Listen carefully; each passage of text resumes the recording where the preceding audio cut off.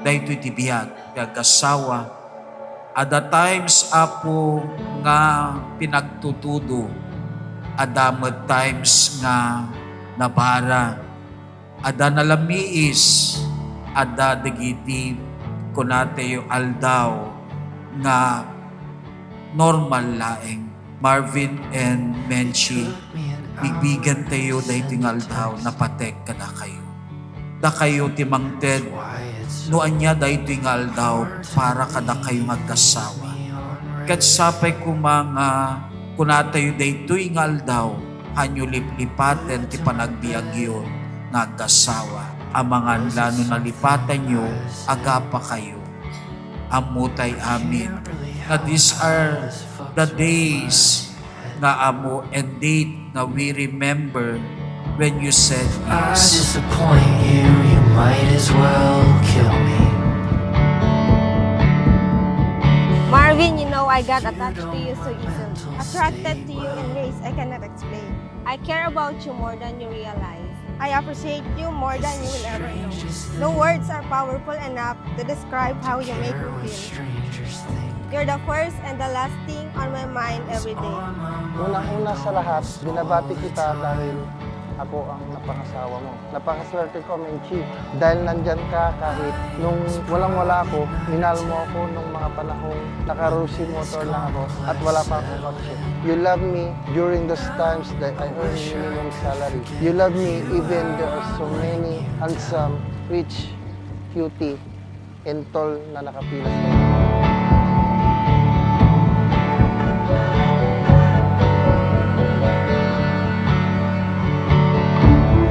Called on the phone and you asked how I was doing.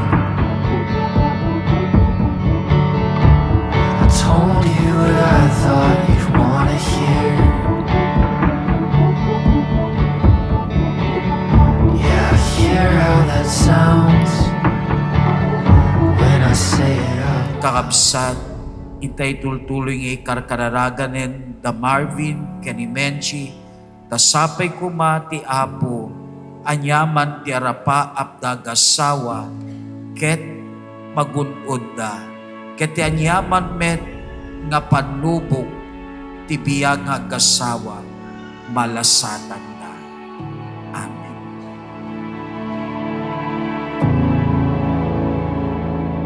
By now I'd be gone, but you found me.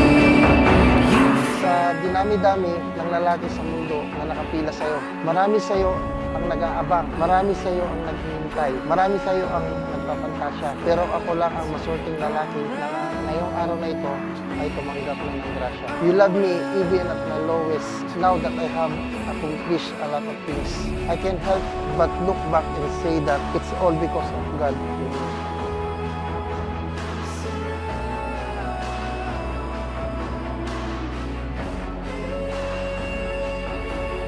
I just love you so much. You're my forever special person. I love you.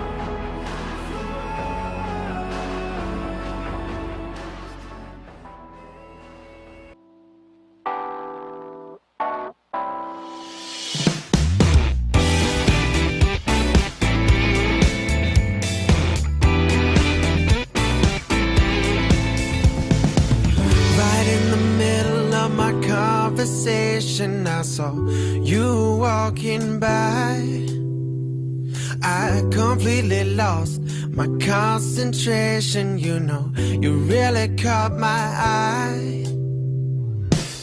The more the thoughts run through my head, the more I wanna talk to you. Such a pretty young girl in the blue dress and the pearls. Now I know what I've gotta do, but my heart starts pounding, 'cause your love so astounding, and my hands start shaking. Could this be history in the making? And I wanna know, what did I do to deserve a girl like you? You must be some kind of miracle. And what did I say that encouraged you to stay? 'Cause you are so unbelievable. And I've tried it, but no words can describe the way I feel about you, baby. The way I feel about you. It's been 2 years since our conversation. Now you're right by my side.